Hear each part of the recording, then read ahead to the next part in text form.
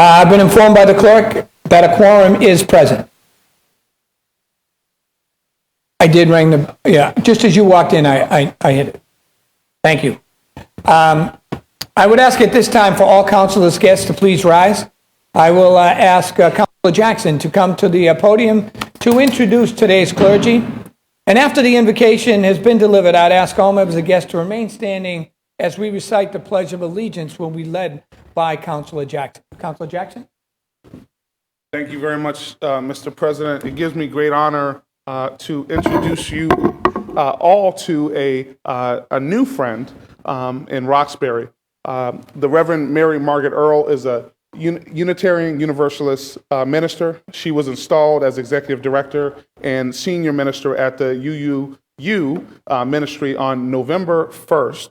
The UU ministry provides shelter to domestic violence survivors, housing for young women, and educational support to young people in Roxbury.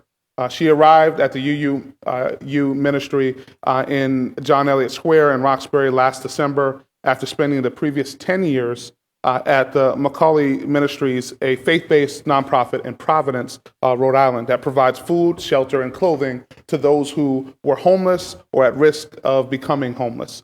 She also is the past president of the board of Rhode Island Coalition for the Homeless and a recipient of the 2014 Heroes of Faith Award from the Rhode Island State Council of Churches for her interfaith work, and served as a pro bono advisory board, which brings, as chair of the pro bono advisory board, which brings together large Providence law firms and underserved communities in need of free legal assistance. For those who don't know where I'm talking about, it's the big white church in John Elliott Square. And that is literally the first church of Roxbury in the city of Boston. I would say that Reverend Mary Margaret exemplifies faith without works is dead. She, as Councilor Presley likes to bring up the old African proverb, when you pray, move your feet. She is a woman of faith, but also a woman of action. And I actually had one of the best installment services I've ever been to, and actually it was one of the shortest, which is a great thing too. So I'd like to introduce to you with no more delay, Reverend Mary Margaret Earl.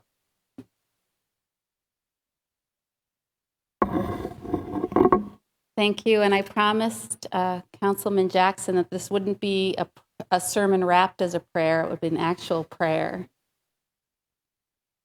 So I invite us to take a deep breath and call upon that which we hold most sacred by whatever name we use. We gather in prayer, in meditation, in reflection, in inner quiet, and breathe, and call ourselves to our best selves. We center ourselves in wisdom and strength and perspective. Today we gather at an assembly called to serve, charged with guiding one of the nation's great cities. And in this assembly, I pray for all those gathered. I lift up a prayer for guidance, that the spirit of life or love or of God guide each city servant here on the best path through the dilemmas of the day. Help guide each in taking the best actions when competing interests lie before them. Help them hear voices that are not as loud as others, but which have as much right to be heard. Help them listen fully and deeply and call upon their best selves in making decisions. I lift up a prayer for courage when the right answer is the hard one too, one that does not bring adulation but criticism, when the chance to stand for that which will stand in history is before them. Give them the courage to create a just city. I lift up a prayer for strength for all these counselors who labor to consider their districts, but also the whole of Boston. Give them stamina to resist easy choices. Let them be called over and over to the dream that first led them here. Renew their determination to make this city a city that shines with success for all and not just a few. I lift up a prayer for comfort when the way is hard and they are tired. Grant them the support and encouragement of their constituents. Help them be cheered by good work done and find moments of joy and laughter that renew their purpose. And I lift up a prayer for blessings. May they and their families be blessed with love and health and the bounty of life that you wish for every one of your children. Amen. Thank you, Reverend Mary Margaret Earl, for your inspiring message and prayer. Councilor Jackson? I pledge allegiance to the United States Republic for which it's one nation under. Thank you, Councilor Jackson, and thank you once again, Reverend Mary Margaret Earl.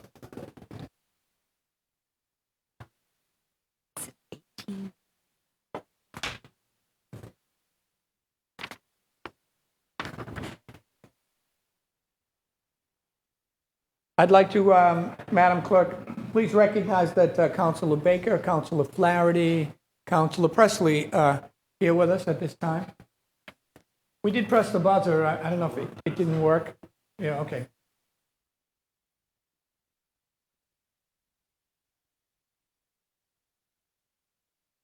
At this point? No, we'll move on with, we'll do this afterwards to make sure that the system works. Oh, I'm sorry, Councilor O'Malley, and please recognize that Councilor O'Malley's here also. I pressed it myself, so I know that it was pressed. Oh. That's probably why it failed, because usually the clerk presses it and there's no problems with that. How's that for recovery?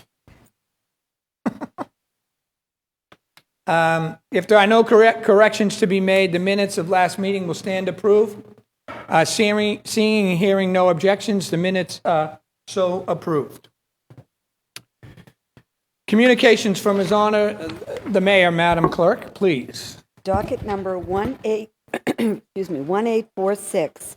Message and order authorizing the City of Boston to accept and expend donations to help support Can Cheer 2015 in an amount not to exceed $150,000 to provide access to fresh food in the city, such as the Boston Bounty Buck Program, which enables Supplemental Nutrition Assistance Program, known as SNAP, to double their buying power at Boston farmers markets and greatly increases access to fresh and healthy food.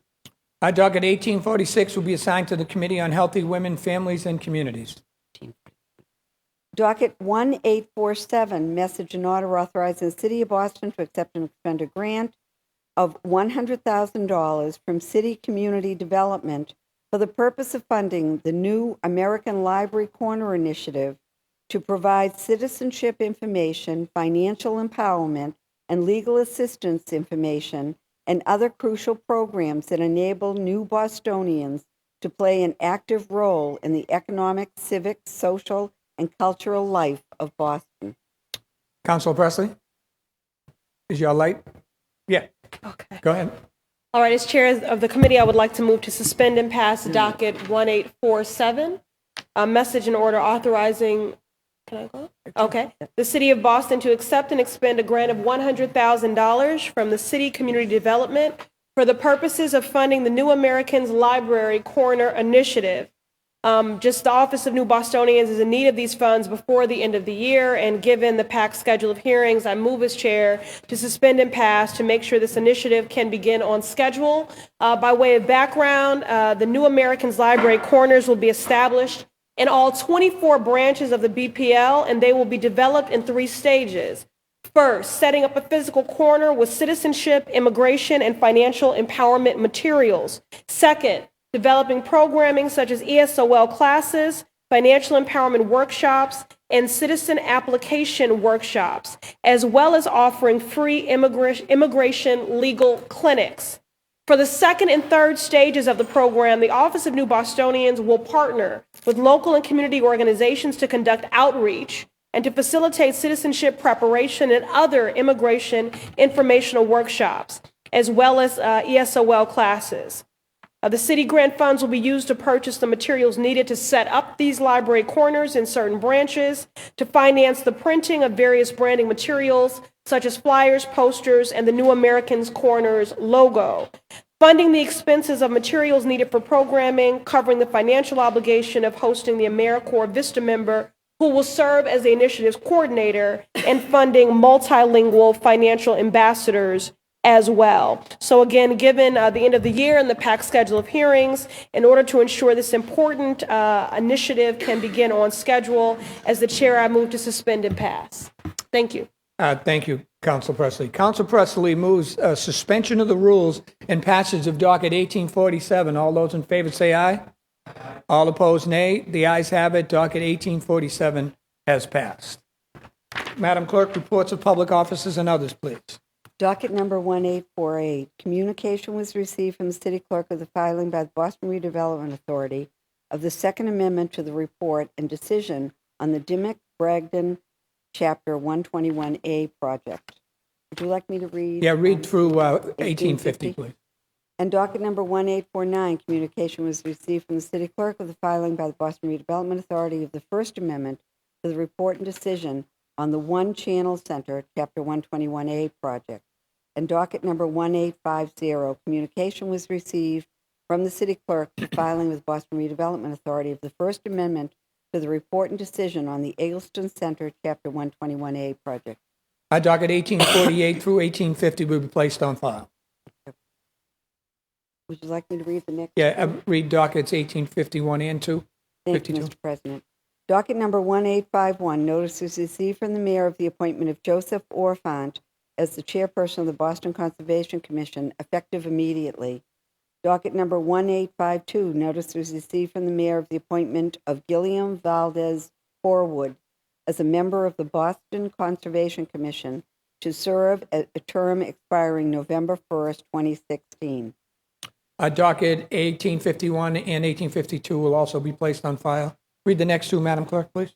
Docket number 1853, notice is received from the mayor of the appointment of Robert Gallery as the member of the Boston Public Library Board of Trustees for a term expiring April 30th, 2016.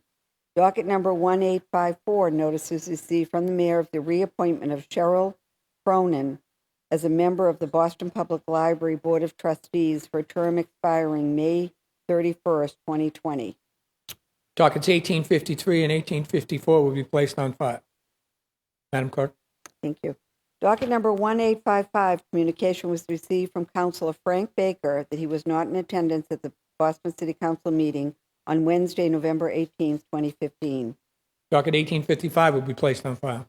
Docket number 1856, communication was received from Dion S. Irish, Chair of Board of Elections, certifying results of elections held on November 3rd, 2015 for the City Councilor at Large and City Council by District. Docket 1856 will be placed on file. Docket number 1857, notice was received from the mayor of the appointment of John Hanlon as the Commissioner of Property Management effective November 30th, 2015. Docket 1857 will be placed on file. And then would you like me to? Yeah, could you read dockets 1858 through 1864, please? Thank you, Mr. President.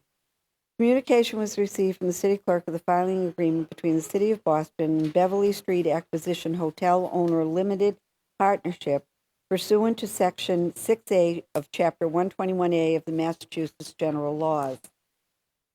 Docket 1859, communication was received from the city clerk of the filing of the agreement between the City of Boston and the Beverly Street Acquisition Retail One Owner Limited Partnership pursuant to Chapter 6A of Chapter 6 of 121A of the Massachusetts General Laws. Docket number 1860, communication was received from the city clerk of the filing agreement between the City of Boston and Beverly Street Acquisition Retail Two Owner Limited Partnership pursuant to Section 6A of Chapter 121A of the Massachusetts General Laws. Docket number 1861, communication was received from the city clerk of the filing agreement between the City of Boston and Beverly Street Acquisition Garage Owner Limited Partnership pursuant to Section 6A of Chapter 121A of the Massachusetts General Laws. Docket number 1862, communication was received from the city clerk of the filing between the City of Boston and Beverly Street Acquisition Garage One Owner Limited Partnership pursuant to Chapter 6A of Chapter 121A of the Massachusetts General Laws. Docket number 1863, communication was received from the city clerk of the filing agreement between the City of Boston and Beverly Street Acquisition Residential One Owner Limited Partnership pursuant to Chapter 6A of Chapter 121A of the Massachusetts General Laws. And docket number 1864, communication was received from the city clerk of the filing agreement between the City of Boston and Beverly Street Acquisition Residential 2 Owner Limited Partnership pursuant to Section 6A of Chapter 121A of Massachusetts General Laws. Docket 1858 through 1864 will be placed on file. Reports of committees, Madam Clerk. Docket number 17, would you like me to read the first three? They're all public safety. Yes, please do. 93 through 95. Thank you, Mr. President.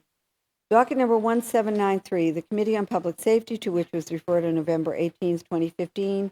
Docket number 1793, message and order authorizing the Mayor's Office of Emergency Management to accept and expend a grant of $14,400,000 from the U.S. Department of Homeland Security Urban Area Security Initiative grant for FFY 2015.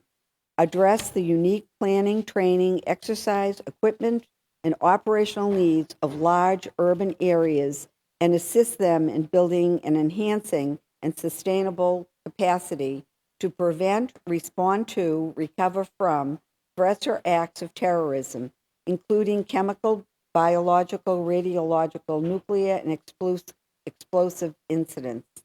Submits a report recommending the order ought to pass. Docket number 1794, the Committee on Public Safety, to which was referred on November 18, 2015, docket number 1794.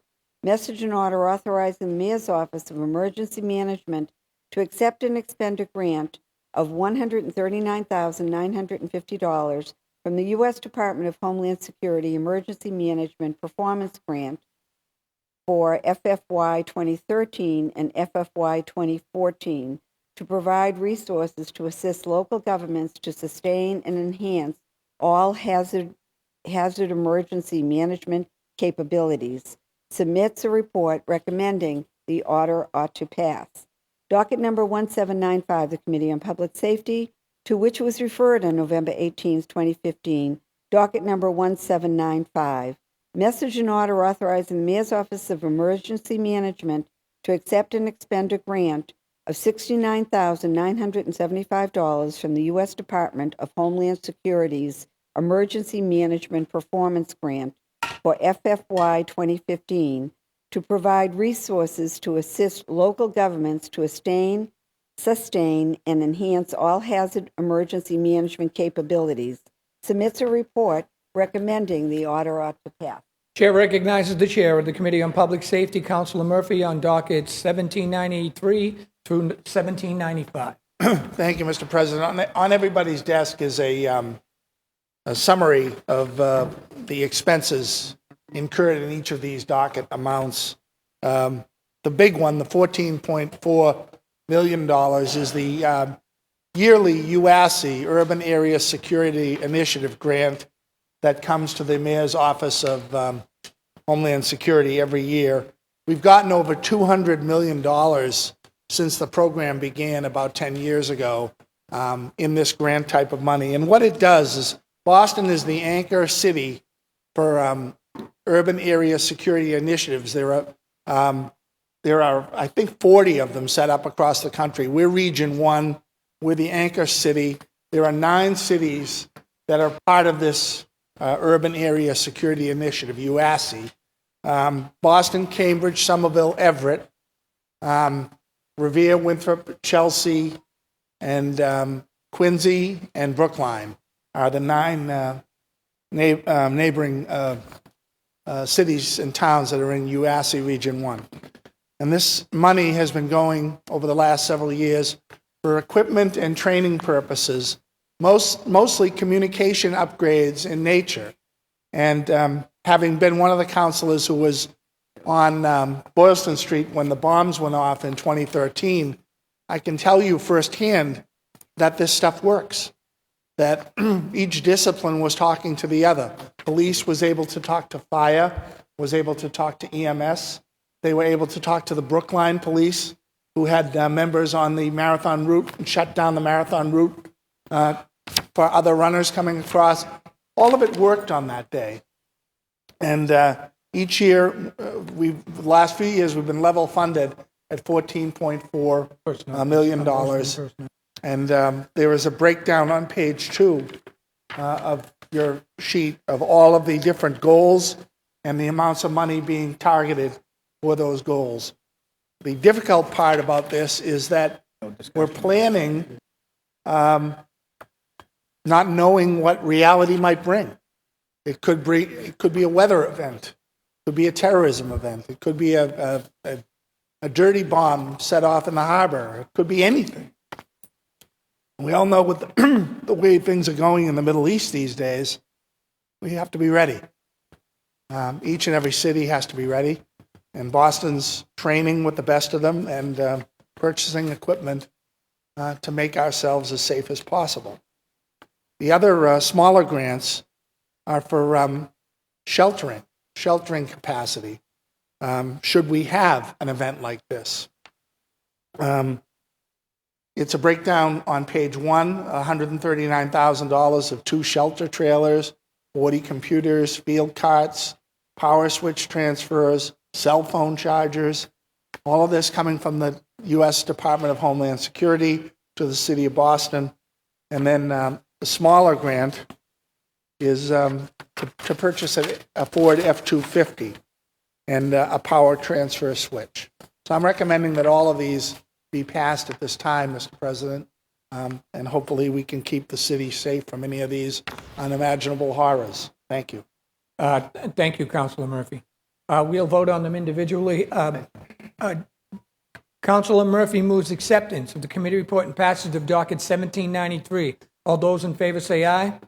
All opposed, nay. The ayes have it. Docket 1793 has passed. Councilor Murphy moves acceptance of the committee report and passage of docket 1794. All those in favor say aye. All opposed, nay. The ayes have it. Docket 1794 has passed. Councilor Murphy moves acceptance of the committee report and passage of docket 1795. All those in favor say aye.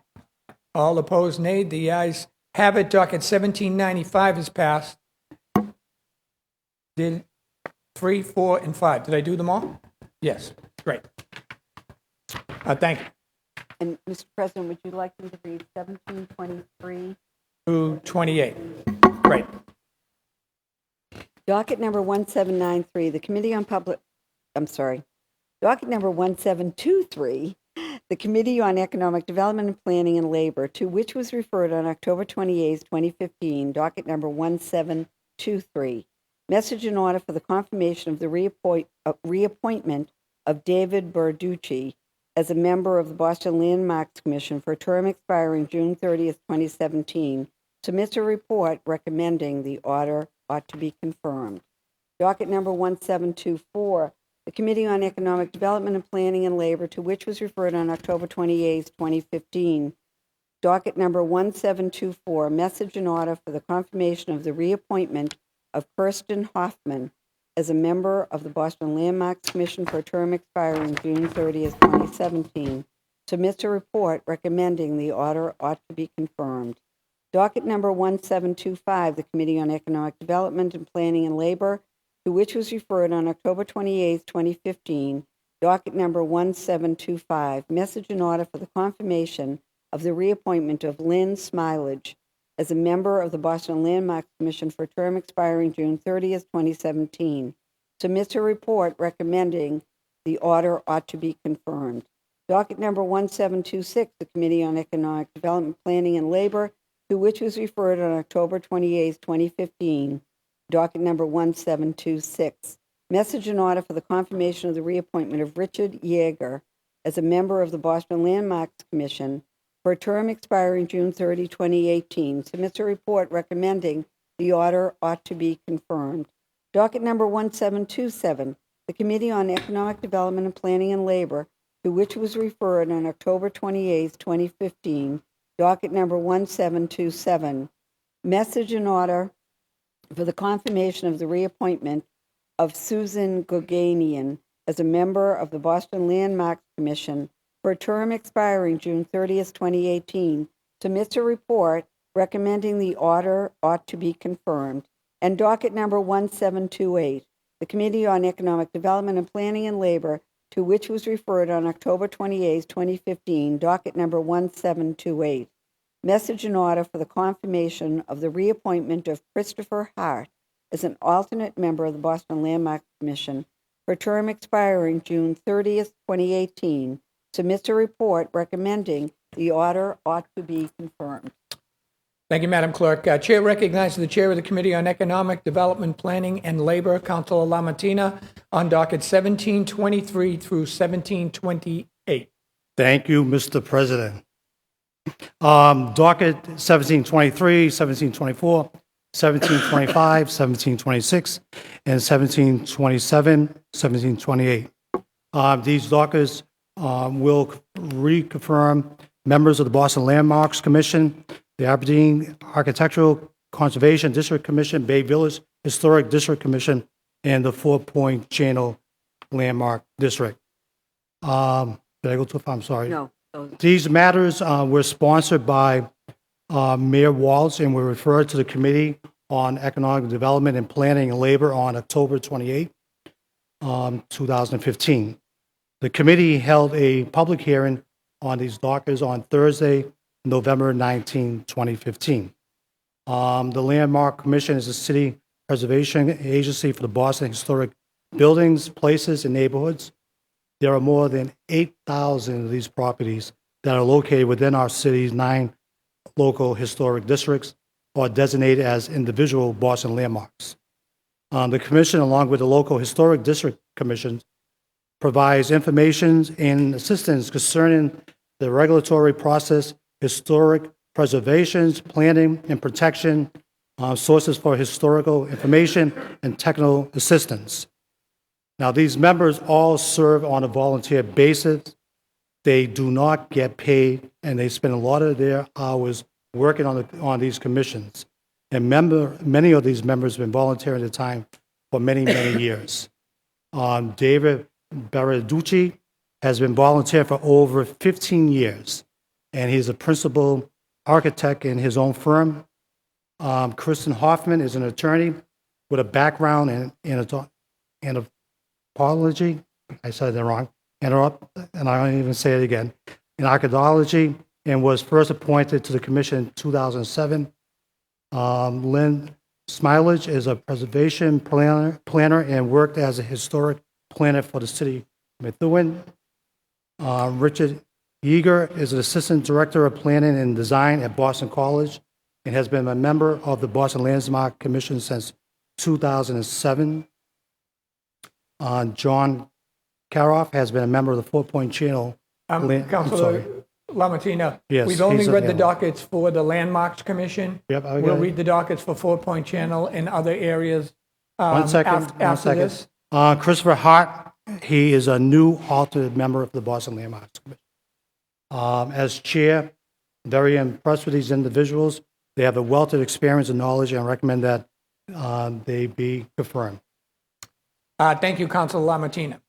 So these are appointments to the Landmarks Commission. They're all reconfirmed?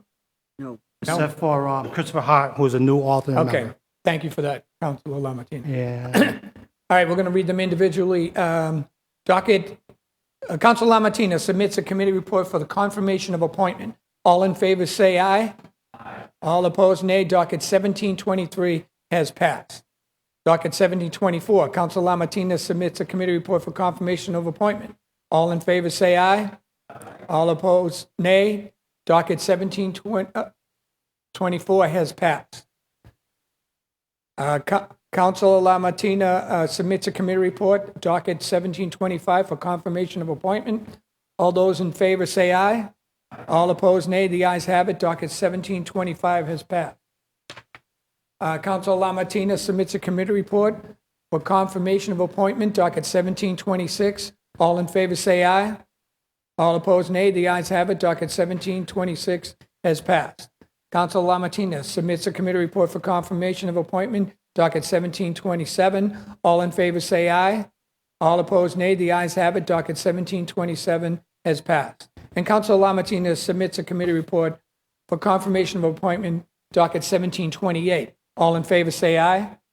All opposed, nay. The ayes have it. Docket 1728 has passed. Madam Clerk, would you read docket 1729, please? Thank you, Mr. President. Docket number 1729, the Committee on Economic Development, Planning, and Labor, to which was referred on October 28, 2015. Docket number 1729, message and order for the confirmation of the appointment of Molly Cantala as an alternate member of the Aberdeen Architectural Conservation District Commission for term expiring May 31st, 2018. Submits a report recommending the order ought to be confirmed. Council Lamartina? Thank you. Again, Mr. President, docket numbers 1729, 1730, and 1731. We had a hearing on these matters on Thursday, November 19. Did I say that right? 2015. You didn't? Sorry. 1729, 1730, and 17. We haven't read them in. All right, We'll say that one for more time. clarification, right? Clarification. Docket 1729 is in front of us. Council Lamartina will speak on that. And then docket 1730 will be in front of us. And then Wanna do one docket by one? 1731 individually because they're different Okay. landmarks commission appointments. Thank you, Mr. Chair. Mr. President, we'll try one more time. Docket 1729 we had a hearing on this on Thursday, November 19th,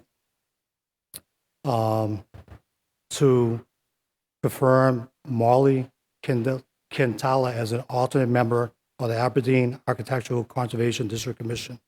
And she would be a new member. She's a teacher at Holy Name Parish School in West Roxbury. And I would recommend that we pass this. Council Lamartina submits a committee report for confirmation of appointment of docket 1729. All in favor say aye. All opposed, nay. The ayes have it. Docket 1729 is passed. Docket number 1730, the Committee on Economic Development, Planning, and Labor, to which was referred on October 28, 2015. Docket number 1730, message and order for the confirmation of the reappointment of Kathleen McDermott as an alternate member of the Bay Village Historic District Commission for term expiring April 1st, 2016. Submits a report recommending the order ought to be confirmed. Council Lamartina? Thank you, Mr. President. Docket number 1730 was sponsored by Mayor Walls and referred to the Committee on Economic Development and Planning and Labor on October 28, 2015. A hearing was held on Thursday, November 19, 2015, for the reappointment of Kathleen McDermott as an alternate member of the Bay Village Historic District Commission for a term expiring April 1st, 2016. Ms. McDermott has been on the commission. She's an instructor at Massachusetts College of Arts and Design and holds an LLM in legal history from Harvard Law School. I recommend that we confirm Mrs. McDermott. Council Lamartina submits a committee report for confirmation of appointment of docket 1730. All in favor say aye. All opposed, nay. The ayes have it. 1730 has been confirmed. Oh, what was that? Docket number 1731, the Committee on Economic Development, Planning, and Labor, to which was referred on October 28, 2015, docket number 1731. Message in order for the confirmation of the reappointment of John Cariff as a full member of the Fort Point Channel Landmark District, expiring May 1st, 2017, submits a report recommending the order ought to be confirmed. Once again, Council Lamartina. Thank you, Mr. President. Docket 1731 is a message in order for confirmation and reappointment of John Cariff as a full member of the Fort Point Channel Landmarks District, expiring May 1st.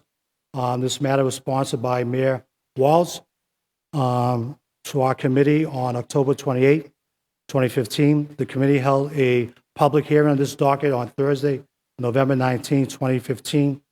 John Cariff has been a member of the Fort Point Channel Landmark District since 2011 and is a commercial property owner in the Fort Point Channel District. I recommend passage and confirmation of Mr. Cariff. Thank you, Council Lamartina. Council Lamartina submits a committee report for confirmation of appointment of docket 1731. All in favor, say aye. All opposed, nay. The ayes have it. Docket 1731 has been confirmed. Madam Clerk, matters recently heard for possible action, please. Thank you. Docket 1803, order that pursuant to Chapter 40, Section 56, residential factor in the City of Boston for FY 2016 shall be the minimum residential factor as determined by the Commissioner of Revenue pursuant to Mass General Laws, Chapter 58, Section 1A, and be it further that pursuant to Chapter 403 of the Acts of 2000, a residential exemption in the amount of value equal to 30% of the average assessed value of all Class 1 residential parcels in the City of Boston be and hereby is approved for fiscal year 2016. Thank you, Madam Clerk. The Chair recognizes the Chair of the Committee on Ways and Means, Councilor Siomo, on docket 1803. Thank you, Mr. President. This was filed on November 18th by Council President Linehan. Docket 1803 was heard on this past Monday, November 30th. We had testimony provided by Ron Rackow, the Commissioner of Assessing. The property tax classification and the adoption of the minimum residential factor and owner-occupied exemption for the City of Boston is an annual review and is necessary before the property tax rate can be certified by the Department of Revenue. The proposed residential exemption allows for a 30% discount to owner-occupied properties, an average savings of approximately $1,960 off each property tax bill.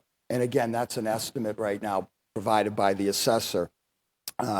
It should yield the City of Boston approximately $90 million in total tax revenue, about half of which is going to come from new growth. And my recommendation is that we pass this and get it to DOR. Thank you. Thank you, Councilor Siomo. Councilor Siomo moves acceptance of the committee report and passage of docket 1803. All in favor, say aye. Aye. All opposed, nay. The ayes have it. Docket 1803 has passed.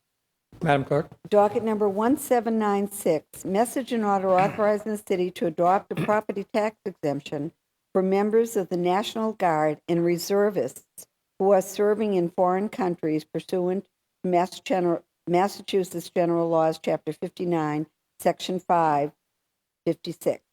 The City of Boston shall offer a property tax exemption up to 100% for the active members of the National Guard and reservists for fiscal year 2016. Thank you, Madam Clerk. Chair recognizes the Chair of the Committee on Government Operations, Councilor Flaherty, on docket 1796. Thank you, Mr. President. This order would extend property tax exemptions for active members of the National Guard or reservists serving in foreign countries for an additional 2 years beginning in fiscal year 2016. The exemption is a local option that was adopted by the Massachusetts State Legislature back in 2012 to provide relief for our servicemen and women. The Commissioner of Assessing, Ron Rackow, was down, testified to discuss the efforts of this benefit, but also to show us how they notify National Guard members of the benefit. It definitely provides tremendous assistance to our servicemen and women that, who are eligible, we hope take advantage of it. So if you have constituents in your districts, or if you know anyone citywide that falls into this category, please let them know that this is available. The order needs approval every 2 years of the City Council. Therefore, at this time, I'm recommending passage of docket 1796. Thanks, Mr. President. Thank you, Councilor Flaherty. Councilor Flaherty moves acceptance of the committee report and passage of docket 1796. All in favor say aye. Aye. All opposed, nay. The ayes have it. Docket 1796 has passed. Madam Clerk, Mr. President. could you read 0171 and 0199, please? Thank you, Mr. President. 0171, communication was received from the clerk of the filing by the auditing department regarding the City of Boston's fiscal 2014 comprehensive annual financial report. And docket number 0199, order for hearing to review the fiscal year 2015 budget. Thank you, Madam Clerk. Chair recognizes the Chair of the Committee on Post Audit and Oversight, Councilor Yancey, on docket 0171 and 0199. Thank you very much, Mr. President. As I wind down my brief tenure on this body, I wanted to make sure we clear up whatever loose ends may exist, particularly with regards to post audit and oversight. As you know, during this the past year and a half, close to 2 years, we've had a historic number of hearings of the Post Audit and Oversight Committee.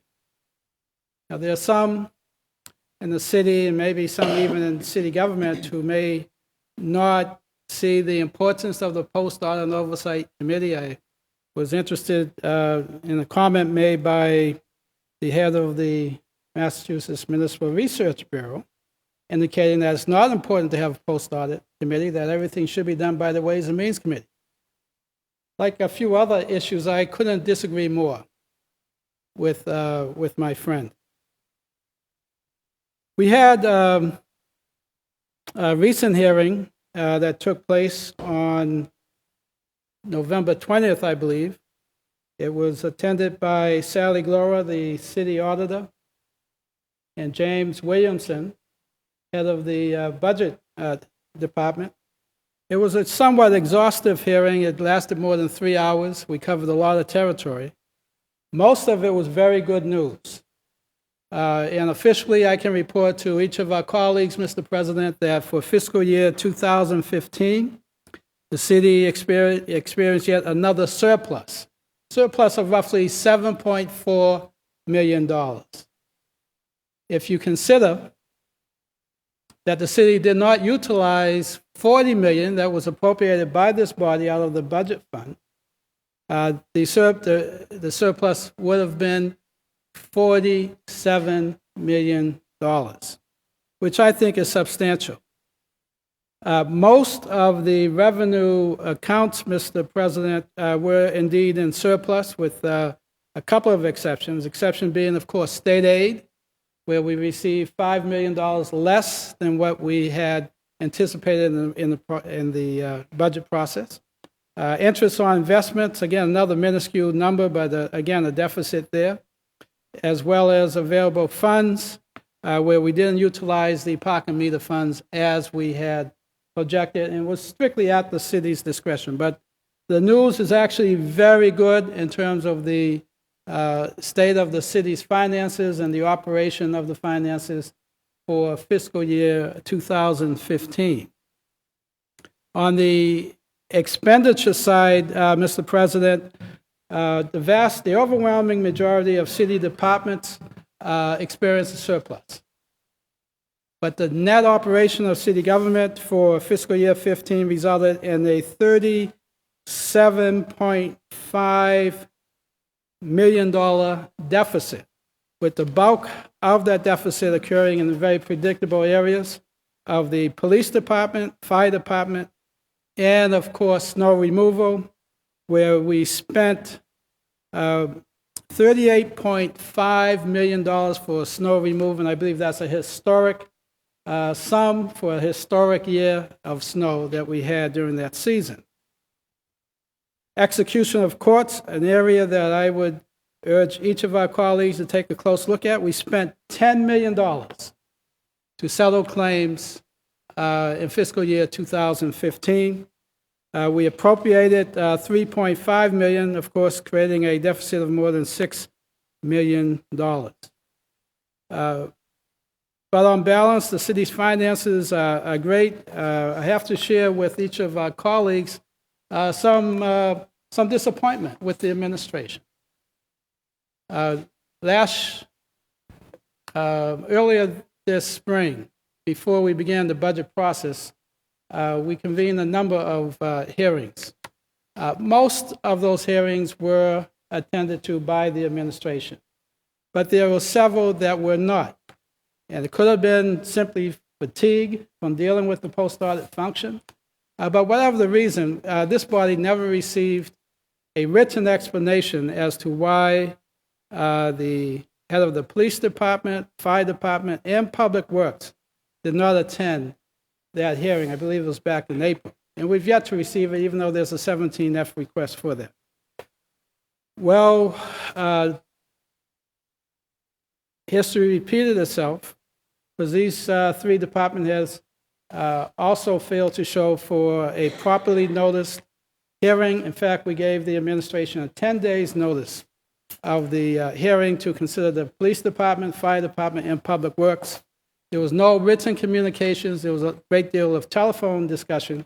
But again, very disappointing with the lack of respect demonstrated, not towards me, but towards this body. And I have the utmost respect for the administration and for each of these department heads, but cannot give you an explanation as to why they would not even send a representative or an explanation for their absence. I will endeavor to give them one last chance to come before the Post-Audit Oversight Committee, but particularly I'm referring to the police department that had a deficit of more than $17 million for fiscal year 15.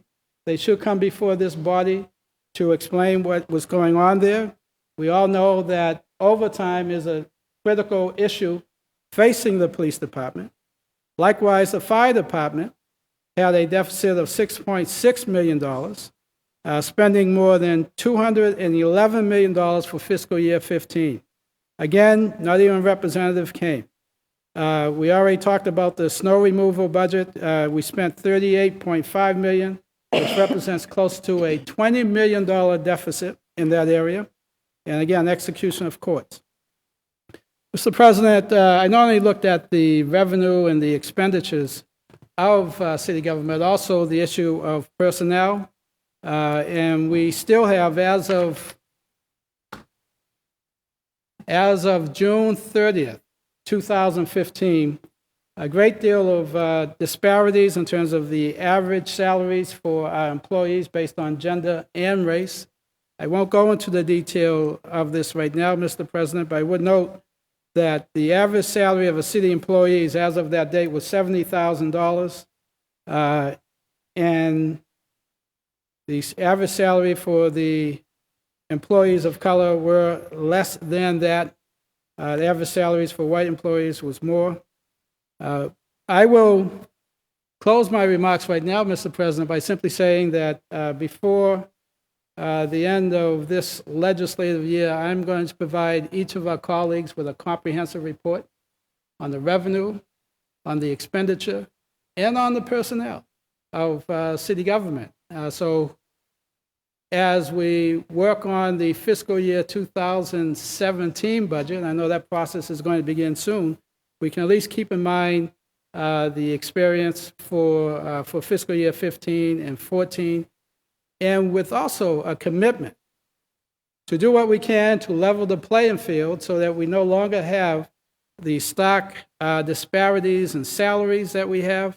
And I would also note that on the issue of residency, much work needs to be done because more than 1/3 of the city's salary go directly to individuals who don't live in the city of Boston. That's a substantial sum well in excess of $400 million a year that could be utilized right here in the city of Boston. And that does not even include the fact that the vast majority of the dollars spent on contracts are spent on businesses not located in the city of Boston. And we can do something about that. So I will have a report for this body before we conclude the business of the year. Thank you very much. Thank you very much, Councilor Yancey.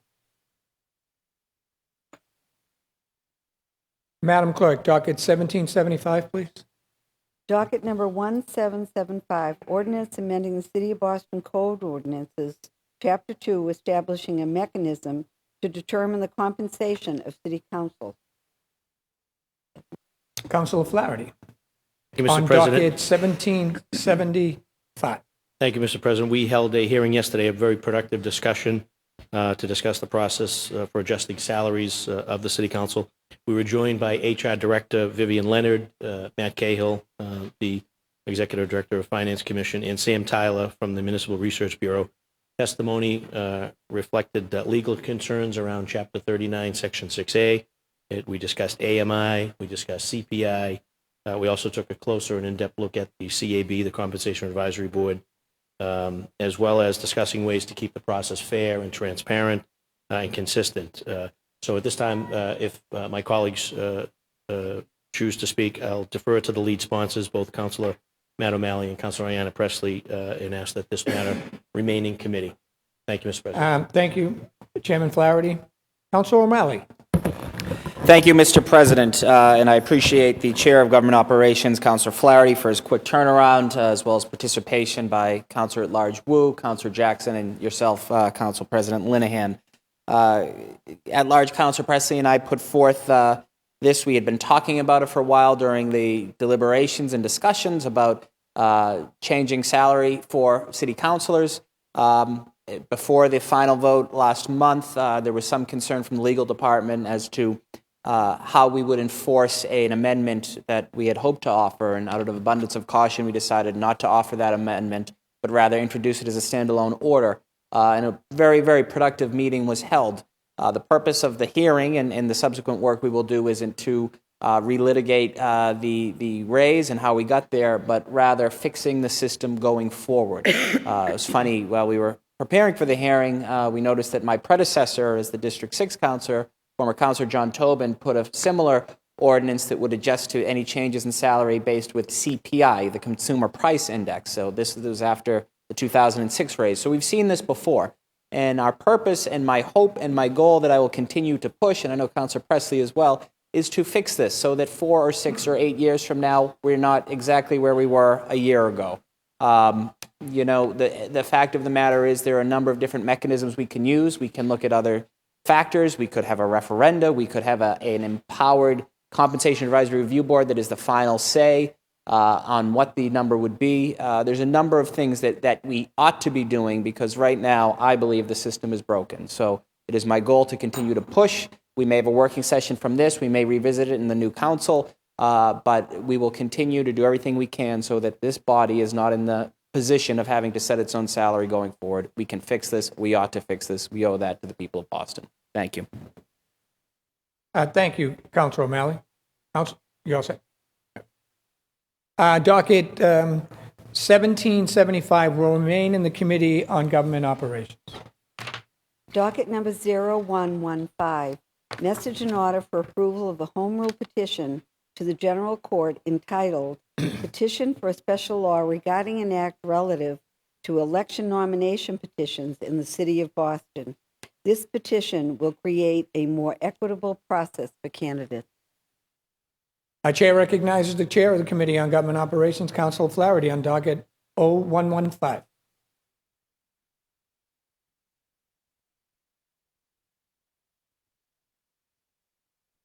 Office without limitation.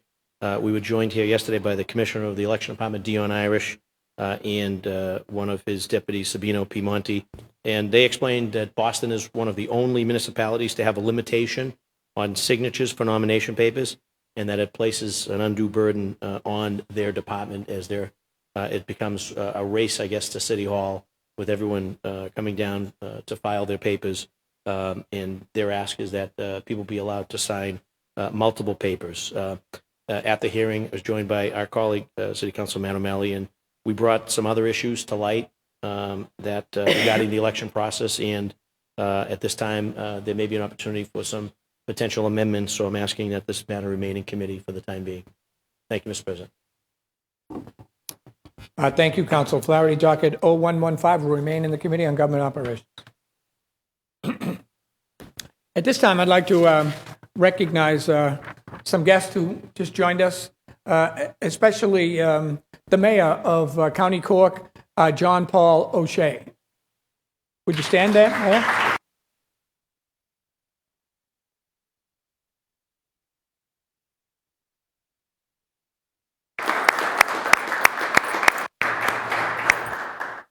We appreciate you guys coming by and saying hello, and thank you for the opportunity to be recognized here in our chamber. Councilor McCarthy and Councilor Baker just come back from the Old Sword over the weekend, and I've been there many times myself, both as a guest and one as a dignitary representing the city of Boston. I would also like to recognize Richard Gormley, who's the Lord Mayor of West Roxbury, who's also here with us. Richard.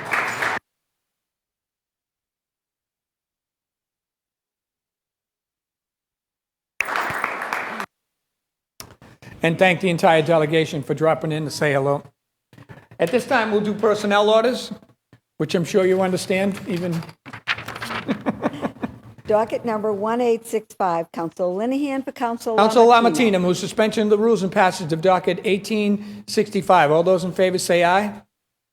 All opposed, nay. The ayes have it. Docket 1865 is passed. Docket number 1866, Council Council Linehan for Lamatina moves Council suspension of the rules and passage of docket 1866. All those in favor say aye. All opposed, nay. The ayes have it. Docket 1866 is passed. Docket number 1867. Councilor McCarthy Linehan moves for suspension of the rules and passage of docket 1867. All in favor say aye. All opposed, nay. The ayes have it. 1867 has passed. Docket number 1868. Councilor Linehan McCarthy for moves Council suspension of the rules and passage of docket 1868. All in favor say aye. All opposed, nay. The ayes have it. Docket 1868 has passed. Docket number 1869. Councilor O'Malley Linehan moves for suspension of Council the rules and O'Malley. passage of docket 1869. All in favor say aye. All opposed, nay. The ayes have it. Docket 1869 has passed. Docket number 1870. Council Linehan Councilor for Lamatina Council moves O'Malley. suspension of the rules and passage of docket 1870. All in favor say aye. All opposed, nay. The ayes have it. Docket 1870 has passed. Docket number 1871. Council Linehan for Councilor Council Lamatina Wu. moves suspension of the rules and passage of docket 1871. All those in favor say aye. All opposed, nay. The ayes have it. Docket 1871 has passed. Madam Clerk, at this time, we will do, how many? We have 7 late file matters, which in absence of objection will be added to the agenda. Hearing no objections, the matters are so added. The clerk will read the first late file matter. In the City Council, December 1st, 2015, Council Bill Linehan for Councilor Jackson.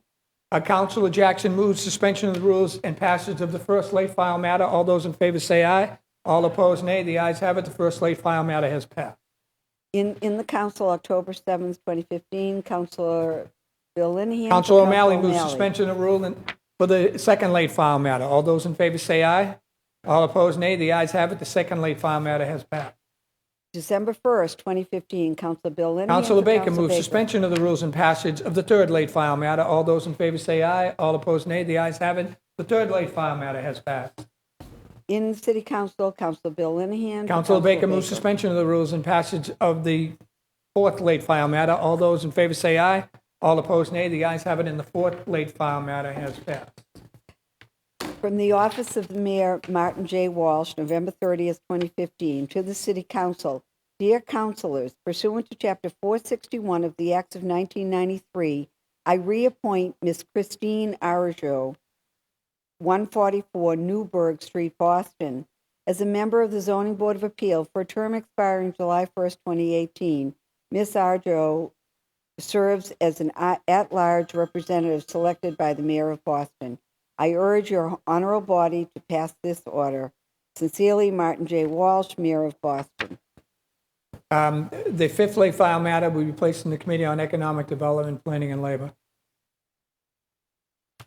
From the Office of the Mayor, Martin J. Walsh, November 30th, 2015, to the City Council. Dear Councilors, pursuant to Section 3 of Chapter 40D, the Massachusetts General Laws Chapter, I hereby appoint Roxanne Cook, 72 Westmore Road, Boston, to the Board of Directors for the Boston Industrial Development Finance Authority for a term commencing this date and expiring April 1st, 2019. I urge your honorable body to adopt this order as soon as possible so that Roxanne Cook may be appointed to the board. Sincerely, Martin J. Walsh, Mayor of Boston. The sixth late file matter will be placed in the Committee on Economic Development, Planning, and Labor. In the City Council, an order authorizing the appointment of, in the City Council offered by Councilor Jackson.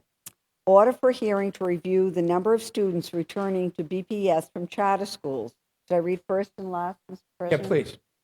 Whereas every year a number of students leave charter schools to return to Boston Public Schools. Therefore, well, why don't I do the last wherefore? Whereas. I'm sorry. Whereas it is important that the Boston City Council review both current and historical data related to the number of students leaving charter schools and returning to BPS and how that has impacted funding and students' opportunity and ability to receive quality education. Therefore, be it ordered that the appropriate committee of the Boston City Council hold a hearing to review and discuss the number of students returning to BPS from charter schools and state education funding, and that students, parents, representatives from BPS, charter schools, and the Massachusetts Department of Elementary and Secondary Education and other stakeholders be invited to testify. Dated December 2nd, 2015. The chair recognizes Councilor Jackson on the seventh and final late file matter. Councilor Jackson. Thank you very much, Mr. Chair, and I think District 7, the seventh late file, I think that works out. Mr. President, I'm going to try to squeeze this hearing in because it's something that is actually affecting the Boston Public Schools. And I've heard from many school leaders as well as teachers that they receive young people from charter schools at various points in the year. This actually puts an undue burden on the schools relative to the budgeting. As you know, we do per pupil funding. And in addition, it also begs the question, some of the discipline policies that are being employed that are pushing young people who are in special education, as well as disproportionately English language learners out of those schools.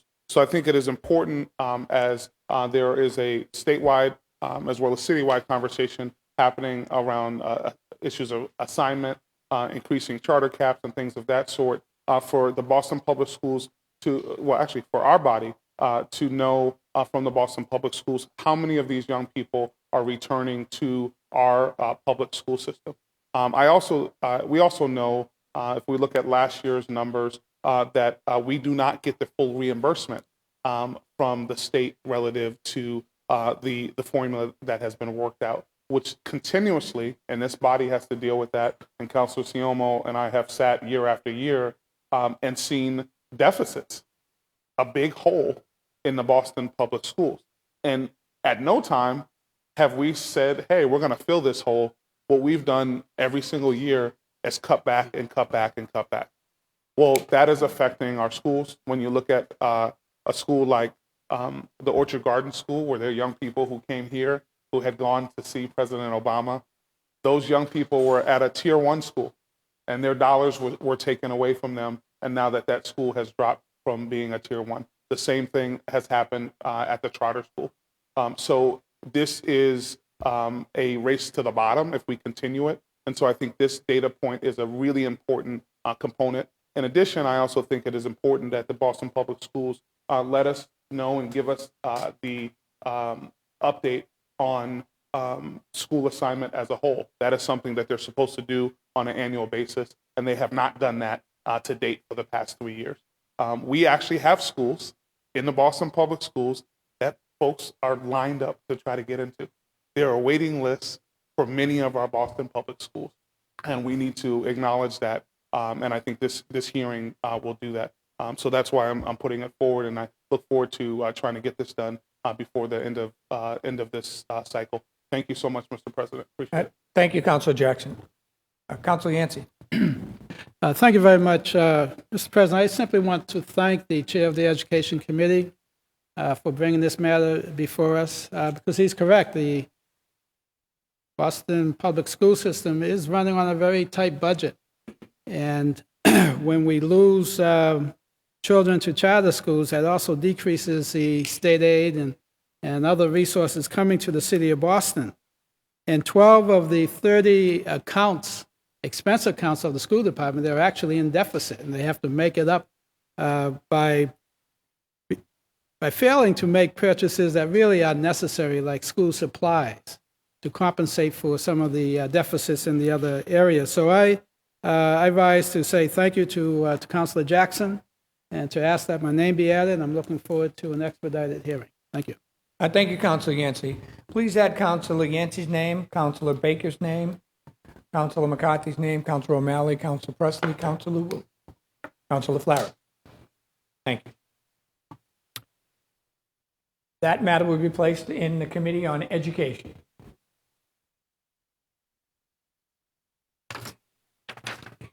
Are we good? Did you get it all? Got them. You need me to do that again? I think Ellen has. Ellen got it? Okay. Anybody wishing to remove a matter from the green sheets may do so at this time. Okay, seeing no takers, then we'll move on to the consent agenda.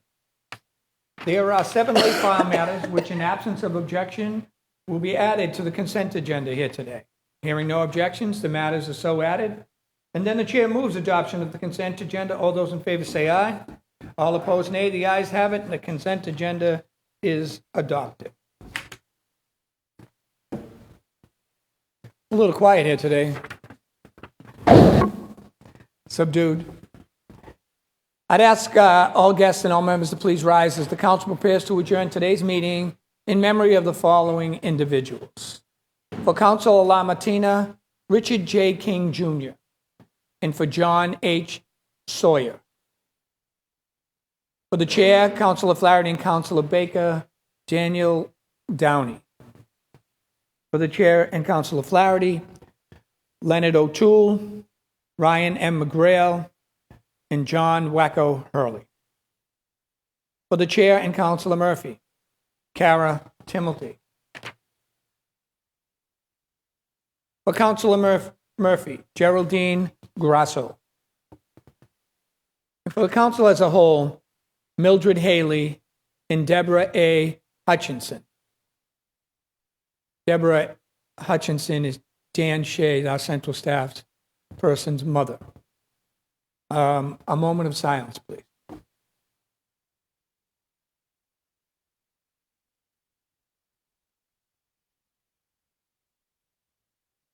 Thank you. The chair moves that when the council adjourns today, it does so in memory of the aforementioned individuals and is scheduled to meet again on Wednesday, December 9th at 12 noon. All those in favor say aye. All opposed, nay. The ayes have it, and the council is so adjourned.